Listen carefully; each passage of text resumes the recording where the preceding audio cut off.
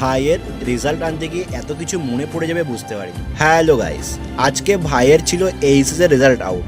তার জন্য ভাই আমাকে নিয়ে চলে গিয়েছিল বেড়াচাপা বয়েজ স্কুলে। তারপর ভাই তার বন্ধুদের সাথে আলোচনা করেছিল কে কত পেয়েছে। আসলে সবাই তো আগে থেকে অনলাইনে দেখে এসছে। আর তারপর ভাই স্কুলের ভিতর ঢুকে গিয়েছিল আর আমি ছিলাম বাইরে। এক এক করে অনেক স্টুডেন্ট ঢুকছিল স্কুলের ভিতর। আর এর ভিতরে এই দাদুটি কেন জানি না হঠাৎ আমাকে বলল যে রেজাল্ট খারাপ হোক আর ভালো হোক কোনো কাজে আসবে না, যে সরকারি আসুক না কেন। তারপর ভাবলাম স্কুলের ভিতর যাওয়া যাক। আর ঢুকতে সেই পুরনো স্মৃতি একদম চোখে ভেসে উঠলো।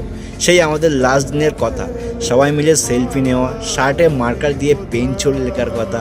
বাট ভালো লাগছিল ভেবে যে এরাও কাল থেকে আফসোস করবে। আর শেষমেশ ভাই রেজাল্ট নিয়ে তার বন্ধুদের সাথে দেখা করে নিয়েছিল। আর চলে আসছিলাম বাড়িতে। আর আস্তে আস্তে দেখা হলো আর এক ভাইয়ের সাথে। ও বেড়াচাপা থেকে ফিরছিল সাইকেল নিয়ে, তাই ওর হাতটা ধরে বললাম চল। শেষমেশ একটাই কথা, রেজাল্ট নিয়ে কোনো চাপ নেই। আজ থেকে 2 বছর পরে তোমার রেজাল্ট নিয়ে কেউ কোনো কথা বলবে না। তখন তোমাকে দেখবে তুমি কোথায় আছো।